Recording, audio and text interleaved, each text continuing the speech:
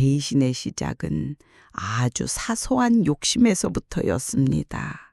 아니 어쩌면 아버지인 저의 자식들에 대한 맹목적인 사랑과 어리석을 정도의 믿음에서부터 시작되었는지도 모릅니다. 제가 평생을 바쳐 이룬 재산의 전부를 자식들의 미래를 위한다는 명목으로 그들의 손에 쥐어준 바로 그날, 아이들의 눈에 맺혔던 눈물이 감사가 아닌 계산된 탐욕의 빛이었다는 것을 왜 저는 알아차리지 못했을까요?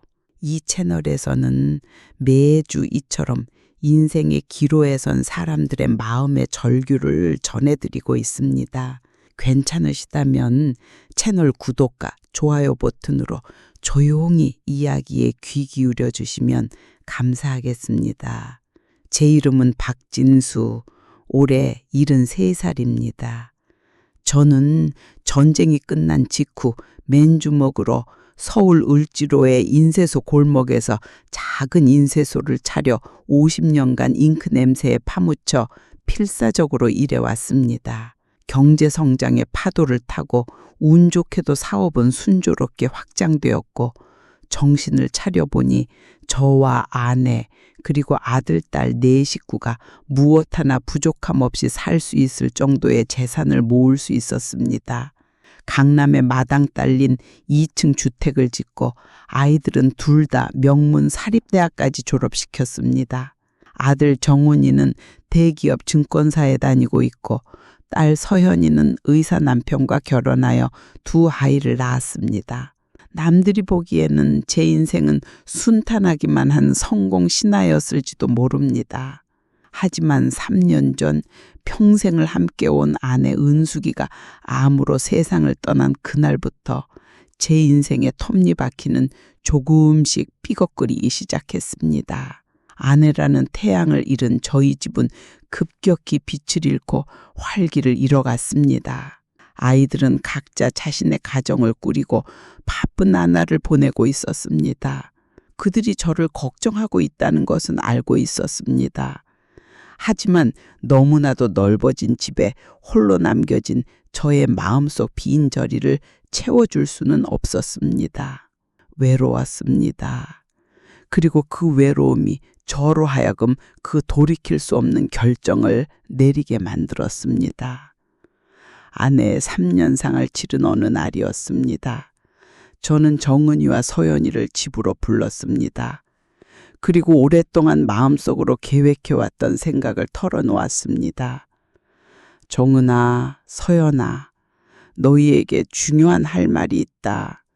나는 내가 가진 모든 재산을 내가 살아있는 동안에 너희 2 사람에게 똑같이 나누어 주려고 한다. 저의 갑작스러운 제안에 2 아이는 놀란 듯 서로 얼굴을 마주 보았습니다.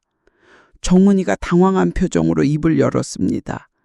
아버지, 왜 갑자기 그런 말씀을?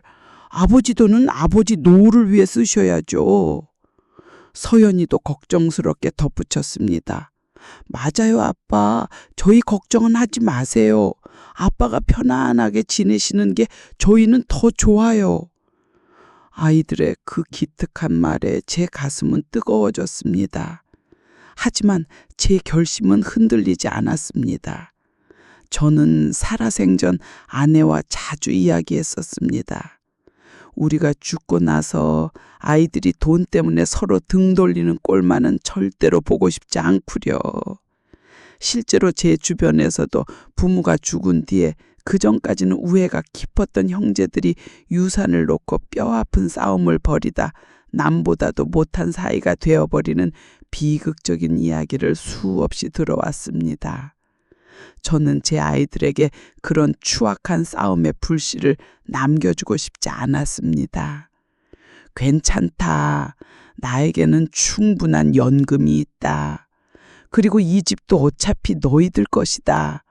내가 살아있을 때 모든 것을 깨끗하게 정리해 두는 것이 너희도 마음 편할 것이다. 내가 죽은 뒤에 복잡한 상속 절차 때문에 골머리를 앓을 필요도 없고.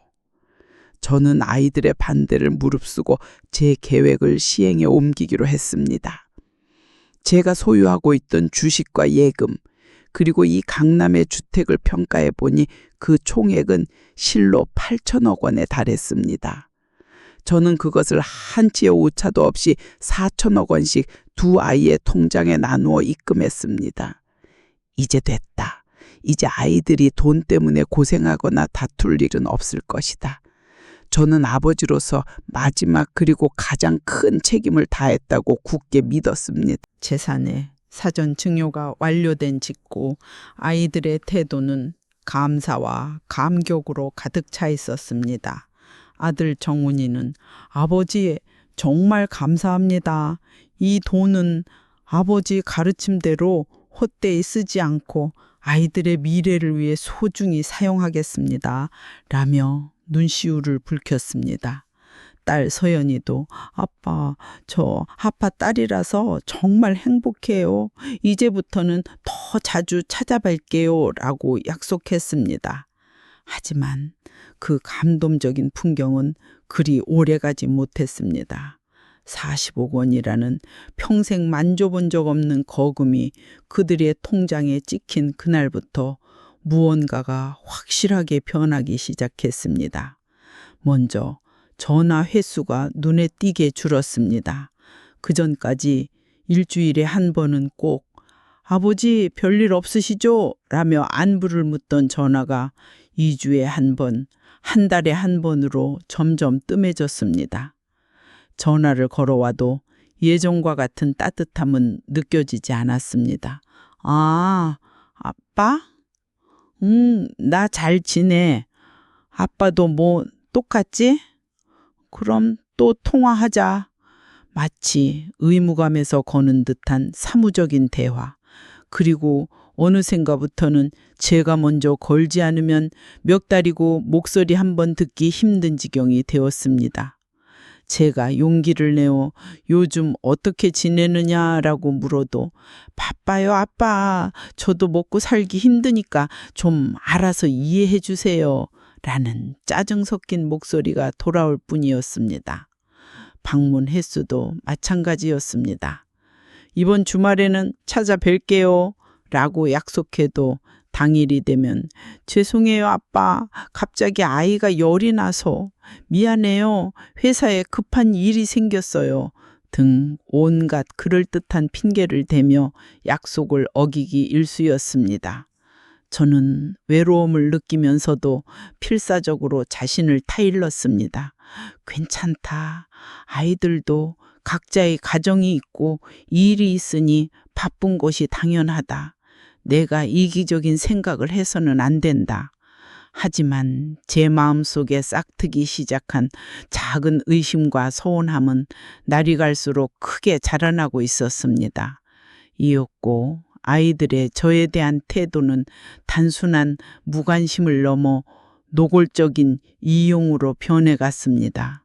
그들에게 제가 사는 이 집은 더 이상 아버지의 집이 아니라 강남에 있는 편리한 창고 혹은 무료 휴게소 정도의 인식밖에 없는 듯 했습니다. 어느 날 딸 서연이에게서 오랜만에 전화가 걸려왔습니다. 저는 가슴 설레며 수화기를 들었습니다. 하지만 그녀의 입에서 나온 것은 제 안부를 묻는 말이 아니었습니다. 아, 아빠, 잘 지내? 저기 부탁이 하나 있는데 이번에 우리 집 인테리어 공사를 하게 됐거든. 공사하는 동안에 우리 집 가구랑 가전 제품 좀 아빠 집에 맡겨두면 안 될까? 한두어 달이면 끝날 거야. 저는 순간 할 말을 잃지만 결국 그래, 그러련마 라고 대답할 수밖에 없었습니다. 며칠 뒤 서연이네 집에서 엄청난 양의 짐이 트럭으로 실려왔고 저희 집 객실은 완전히 짐으로 가득 차버렸습니다. 그리고 석 달이 지나고 6달이 지나도 그 짐이 빠져나갈 기미는 보이지 않았습니다. 아들 정훈이도 마찬가지였습니다. 그는 골프가 취미였는데 자신의 아파트에는 골프 가방을 둘 공간이 마땅치 않다는 이유로 저희 집에 그것을 보관하고 있었습니다. 주말이 되면 그는 아무런 연락도 없이 새벽에 저희 집에 들이닥쳐서 골프 가방을 챙겨 나갔고 밤늦게 피곤한 얼굴로 돌아와서는 그것을 현관에 던져놓고 또 바람처럼 사라져 갔습니다. 아버지, 죄송한데 샤워만 좀 하고 갈게요. 그가 제게 건네는 말은 그것이 전부였습니다. 마치 제가 골프장의 클럽하우스 관리인이라도 되는 것처럼 그들은 저를 아버지로서 한 명의 인격체로서 존중하는 마음을 완전히 잃어버렸습니다.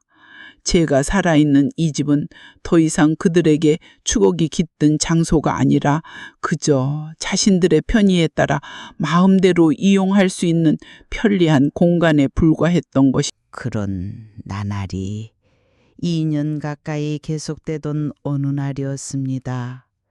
저는 집마당에서 정원 손질을 하던 중 갑자기 극심한 현기증을 느끼며 그 자리에 쓰러지고 말았습니다. 다행히 이웃 주민이 저를 발견하고 119에 신고해 준 덕분에 큰 위기는 넘길 수 있었습니다. 병원에서의 진단 결과는 과로와 영양실조로 인한 일과성 뇌 허열 발작이었습니다.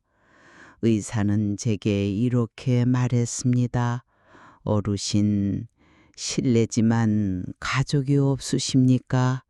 이 연세에 혼자 지내시는 건 위험합니다. 식사도 제대로 못 챙겨 드시는 것 같고 이대로 가다가는 정말 큰일 납니다. 저는 의사의 말에 아무런 대꾸도 할 수가 없었습니다. 자식들이 있다고 한들 그것은 없는 것이나 마찬가지였으니까요. 퇴원한 저는 아이들에게 처음으로 약한 소리를 했습니다. 정훈아, 서연아, 미안하지만 잠시만이라도 괜찮다. 교대로라도 좋으니 아빠 집에 와서 하룻밤씩 자고 가주면 안 되겠니? 혼자 있는 게 조금 무섭구나. 하지만 아이들의 대답은 제 기대를 무찬히 짓밟았습니다. 아들 정훈이는 아버지, 죄송하지만 지금 회사에서 제일 중요한 프로젝트를 맡고 있어서 도저히 쉴 틈이 없습니다. 그리고 아파트 대출금도 아직 한참 남아서 라며 변명을 늘어놓았습니다. 딸 서윤이도 아빠, 죄송해요. 아이 수능이 코앞이라 제가 집을 비울 수가 없어요. 아빠도 이해해 주시죠? 라며 차갑게 선을 그었습니다. 그들에게 아버지의 생사의 위기보다 자신들의 일과 자식의 시험이 훨씬 더 중요했던 것입니다. 저는 전화를 끊고 홀로 어두운 방에서 소리 죽여 울었습니다. 고독과 절망이 차가운 안개처럼 제 마음을 휘감았습니다. 그리고 그때 제 머릿속에 한 가지 생각이 떠올랐습니다. 그것은 아버지로서 할 수 있는 마지막 그리고 가장 슬픈 소원이었습니다. 제가 쓰러진 지 반년이 지났을 무렵 아들 정훈이에게서 오랜만에 전화가 왔습니다. 그의 목소리는 어딘가 들떠 있었습니다. 아버지, 실은 제 딸 민지가 결혼하게 되었습니다. 상대는 꽤 유명한 건설회사 사장 아들입니다. 저도 이제 어깨정 펴고 살게 되었습니다. 선녀의 결혼. 그것은 본래 진심으로 축복해야 할 기쁜 소식이었을 겁니다. 하지만 제 마음은 조금도 기쁘지 않았습니다. 정훈이는 말을 이었습니다. 그래서 아버지, 다음 달에 결혼식을 올리는데 당연히 참석해 주시겠지요?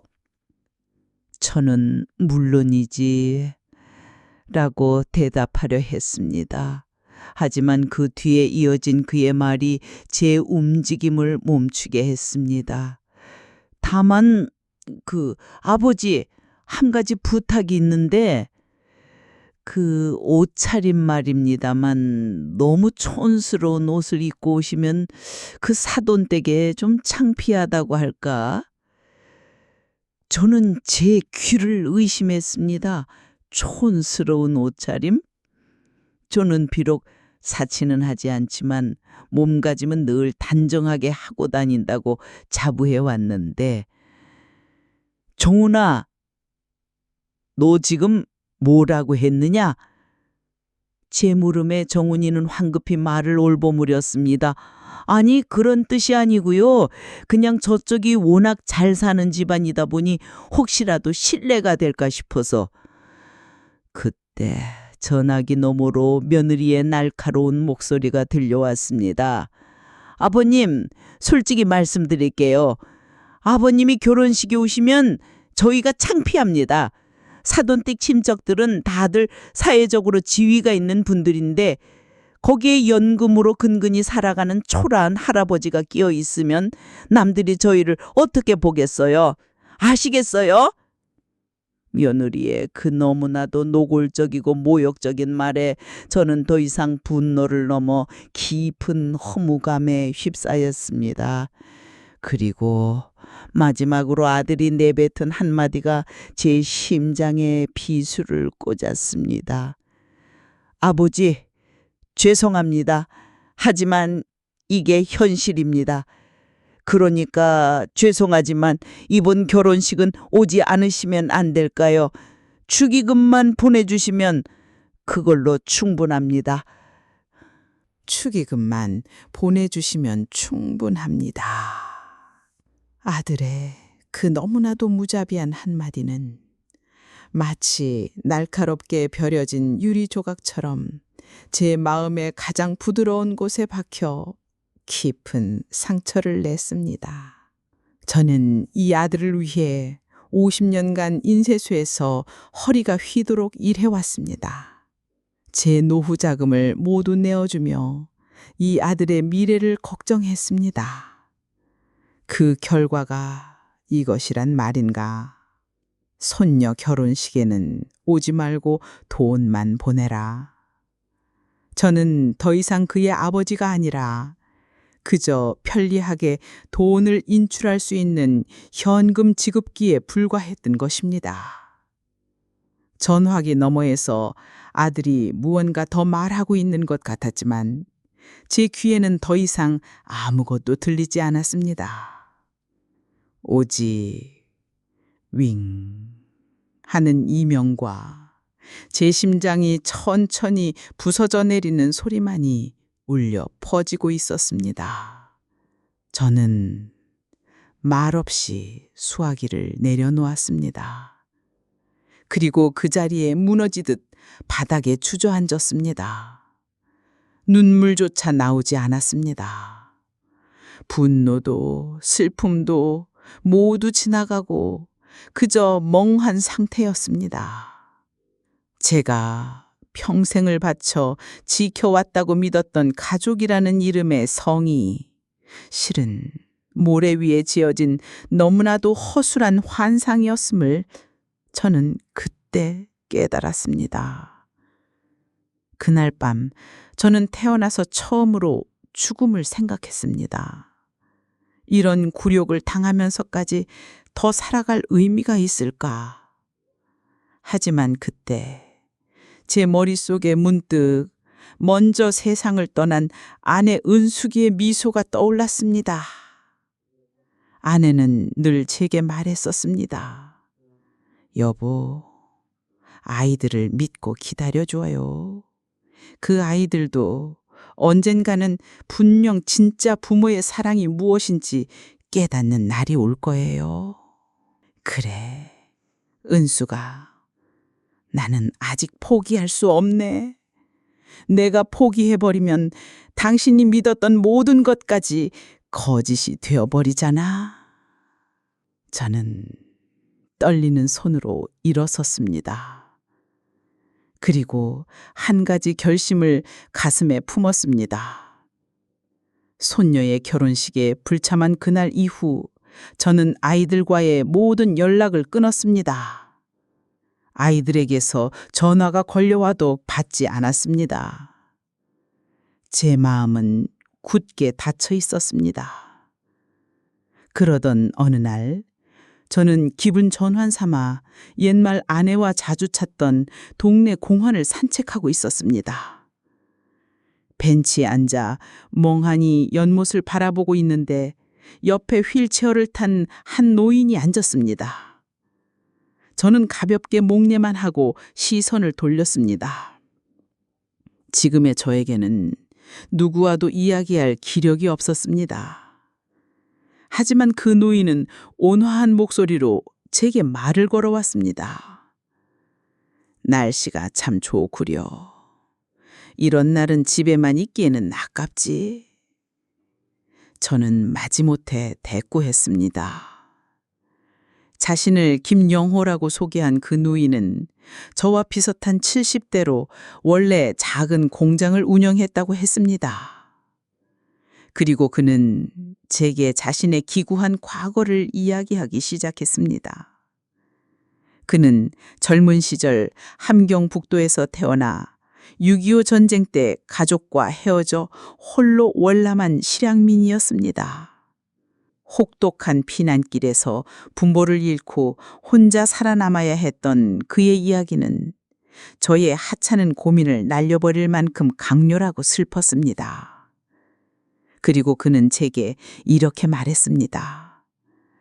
박 선생, 나는 말이오. 전쟁통에 모든 것을 잃었소. 가족도, 고향도, 재산도. 하지만 딱 하나 잃지 않은 것이 있소. 그것은 바로 사람을 믿는 마음이요. 인간은 혼자서는 살 수 없는 법이지.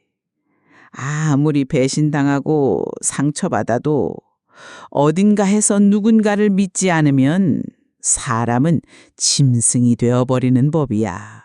영호 씨의 그 말은 마치 마른 땅에 스며드는 단비처럼 저의 황폐해진 마음에 깊이 스며들었습니다. 그렇다. 나는 언제부터 이렇게 사람을 믿지 못하게 되었을까? 자식들에게 배신당한 슬픔에 모든 사람을 적으로 느끼고 있었다. 나는 나 자신의 껍질 속에 갇혀 짐승이 되려하고 있었던 것인지도 모른다. 그날 이후 저와 영호 씨는 공원에서 만날 때마다 이야기를 나누는 사이가 되었습니다. 그는 박식하고 이야기가 재미있어 저는 점차 그와 함께하는 시간을 기다리게 되었습니다. 그는 제게 이런 말도 해 주었습니다.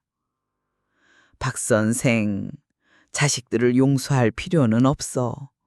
하지만 그들을 이해하려는 노력은 해봐야 하지 않겠소?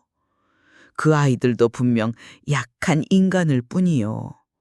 큰 돈을 손에 쥐고 길을 잃어버린 것 뿐일지도 모르지. 진정으로 그들을 구하고 싶다면 분노나 증오가 아니라 애정으로 마주해야 하오. 그것이 가능한 것은 이 세상에서 단 한 사람, 아버지인 당신뿐이요.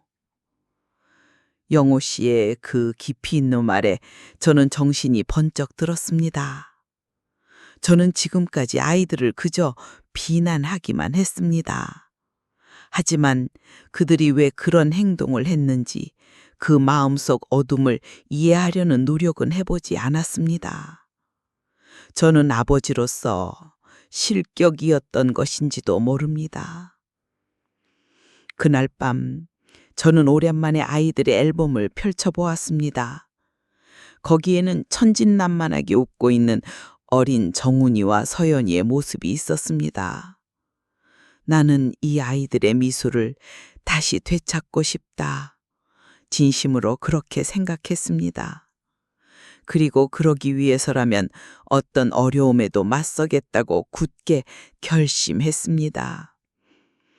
저는 우선 아이들이 지금 어떤 상황에 처해 있는지 정확히 알 필요가 있다고 생각했습니다.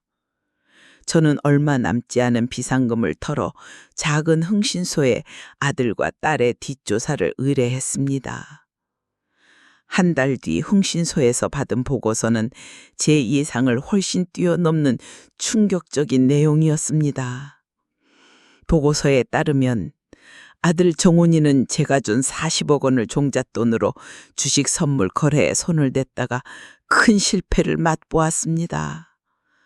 증권사 일도 건성으로 하여 큰 실수를 연발했고 회사에서 설 자리를 잃고 결국 권고사직을 당했습니다.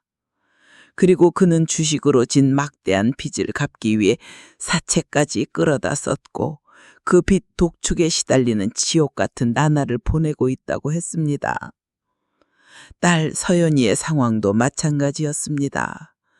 그녀의 남편은 다니던 병원에서 파벌 싸움에 밀려나 한직으로 좌천되었고 서연이는 제가 준 돈으로 그 허전함을 채우려는 듯 명품 쇼핑에 중독되어 있었습니다.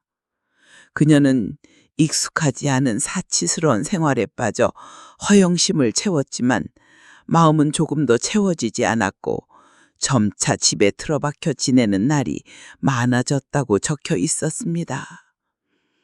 보고서를 다 읽은 저는 하늘을 우러러 보았습니다. 아이들은 행복해진 것이 아니었습니다. 오히려 그들은 제가 준 거대한 돈에 짓눌려 인생의 톱니바퀴를 완전히 어긋나게 하고 추락의 길을 걷고 있었던 것입니다. 저는 어떻게 해야 할지 깊이 고민했습니다. 지금 당장 아이들에게 달려가 도움의 손길을 내밀어야 할까? 아니, 그것은 근본적인 해결책이 되지 않는다. 아이들은 또다시 저에게 의존하게 될 뿐이다. 저는 영호 씨에게 조언을 구했습니다. 그는 제 이야기를 가만히 듣고 난 후 조용히 말했습니다. 박 선생, 자식에게 물고기를 잡아줄 것이 아니라 물고기 잡는 법을 가르치라는 말이 있지 않소? 지금 당신이 해야 할 일은 아이들에게 돈을 주는 것이 아니오. 아이들이 스스로의 힘으로 다시 일어설 수 있는 계기를 만들어주는 것이지. 저는 영우 씨의 조언의 의미를 깊이 생각했습니다. 그리고 한 가지 계획을 세웠습니다. 저에게는 아직 아이들에게 주지 않은 마지막 재산이 하나 남아 있었습니다. 그것은 죽은 아내 은숙이가 저 몰래 들어두었던 종신보험의 사망보험금 1억 원이었습니다. 그것은 아내가 저의 만일의 경우를 대비해 꼬박꼬박 모아두었던 사랑의 증표였습니다. 저는 그 돈을 사용하는 것을 지금까지 계속 망설여 왔습니다. 하지만 지금이야말로 그 돈을 써야 할 때라고 생각했습니다. 저는 변호사를 찾아가 그 1억 원을 바탕으로 특정 신탁 계약을 맺었습니다. 그리고 저는 아들과 딸에게 각각 한 통의 편지를 썼습니다. 편지의 내용은 이러했습니다. 정훈이에게, 서연이에게, 너희가 지금 얼마나 힘든 시간을 보내고 있는지 알고 있다. 이것은 너희를 제대로 가르치지 못한 아버지인 나의 책임이기도 하다. 그래서 나는 너희에게 마지막 기회를 주려고 한다. 너희 죽은 엄마가 남겨준 1억 원이라는 돈이 있다. 이 돈을 너희에게 주고 싶다. 하지만 거기에는 단 한 가지 조건이 있다. 그것은 이 돈을 바탕으로 너희가 다시 한번 너희 자신의 힘으로 인생을 일으켜 세우는 것이다. 정훈아, 너는 주식으로 잃어버린 신용을 되찾기 위해 어떤 작은 일부터라도 좋다. 다시 성실하게 땀 흘려 일해주길 바란다. 서연아, 너는 집에만 틀어박혀 있지 말고 사회에 나와 일하는 것의 소중함을 다시 깨닫길 바란다. 그리고 1년 뒤 너희가 각자 땀 흘려 번 월급 명세서를 들고 내 앞에 나타났을 때 비로소 나는 이 1억 원을 너희에게 줄 것이다. 이것은 벌이 아니다. 너희가 재기하기 위한 과제다. 아버지로서의 마지막 소원이라고 생각하고 들어주길 바란다. 편지를 보낸 후 저는 불안한 마음을 감출 수 없었습니다. 만약 아이들이 이 나의 제안을 거절하면 어쩌지? 만약 아이들이 영원히 일어서지 못하면 어쩌지? 하지만 저의 걱정은 기우에 불과했습니다. 며칠 뒤 아들과 딸에게서 각각 답장이 도착했습니다. 거기에는 눈물 자국이 번진 글씨로 이렇게 적혀 있었습니다. 아버지, 감사합니다. 저 다시 한번 해보겠습니다. 편지를 보낸 후의 1년은 저에게도 아이들에게도 길고 고통스러운 시련의 시간이었습니다. 아들 정훈이에게서는 그 어떤 연락도 오지 않았습니다. 그 아이가 지금 어디서 무엇을 하고 있는지 저는 알 길이 없었습니다. 불안감에 가슴이 찢어질 듯한 밤도 많았습니다. 혹시 녀석이 제 제안을 무시하고 더 깊은 절망의 늪으로 빠져버린 것은 아닐까.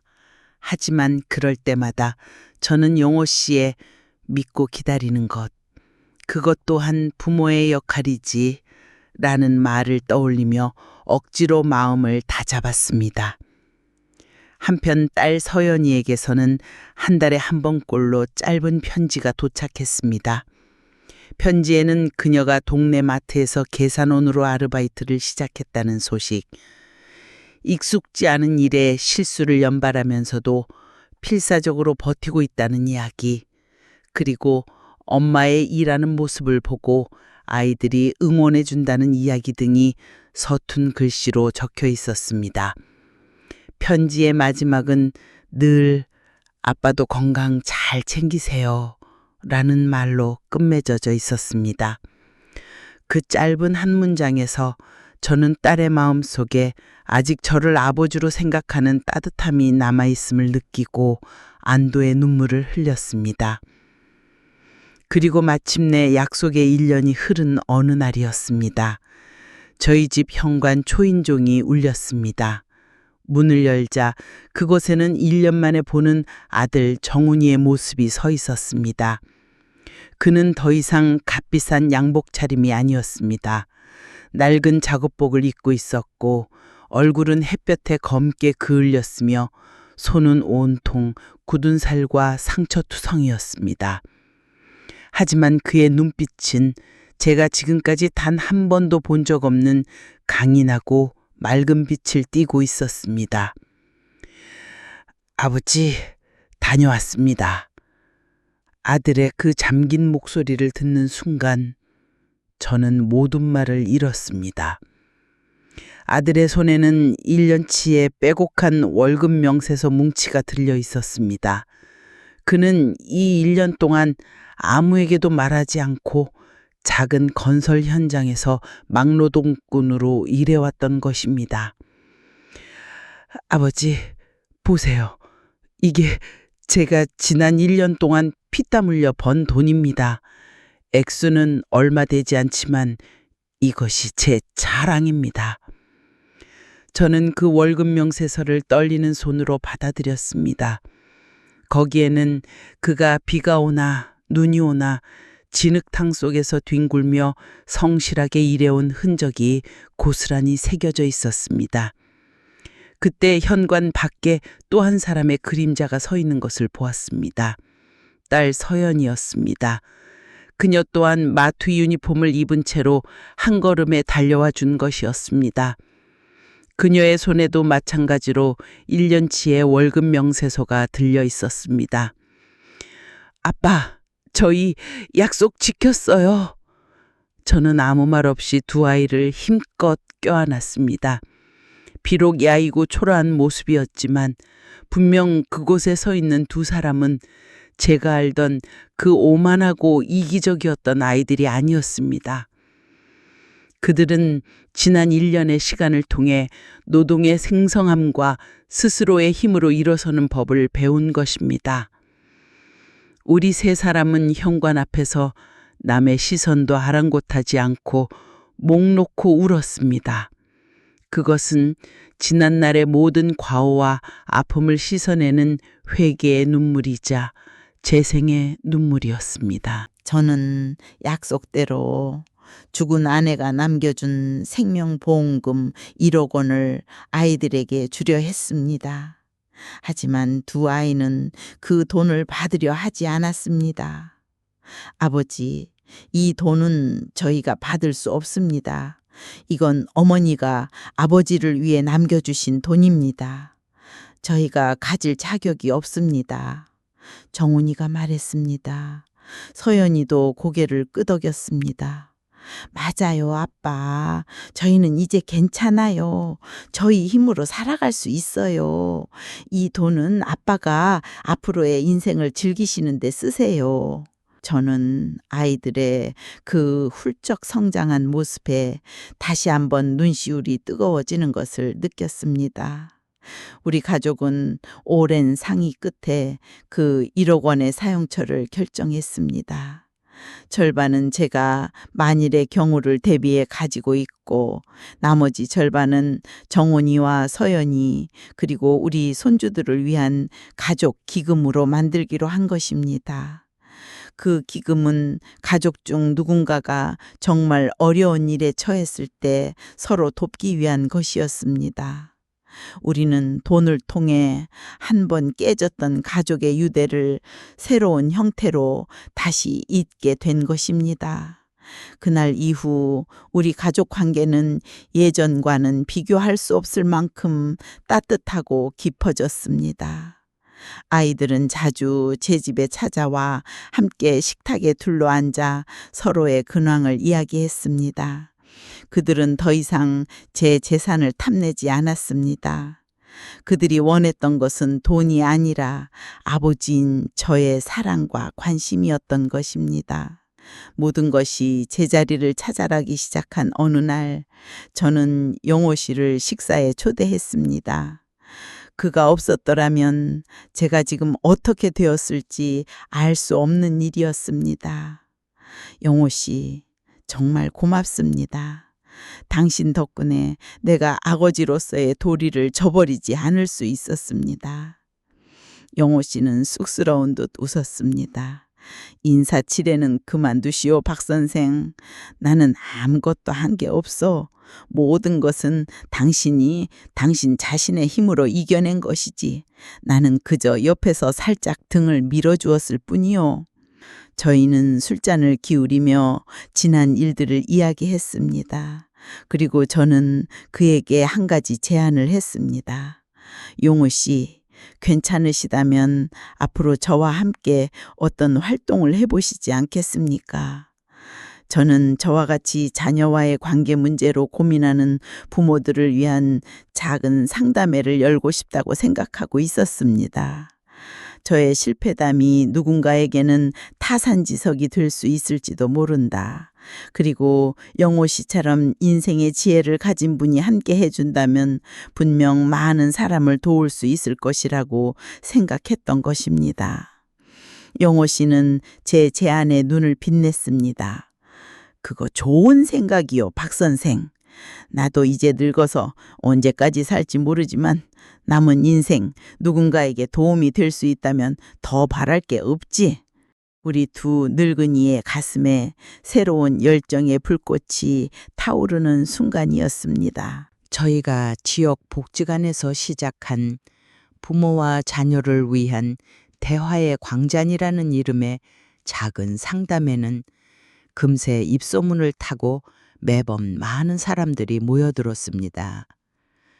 그곳에는 저와 같이 자식에게 사전 증여를 했다가 관계가 틀어져 버린 부모, 자식의 장래를 걱정한 나머지 지나친 간섭을 하게 되는 부모 등 다양한 고민을 가진 부모들이 찾아왔습니다.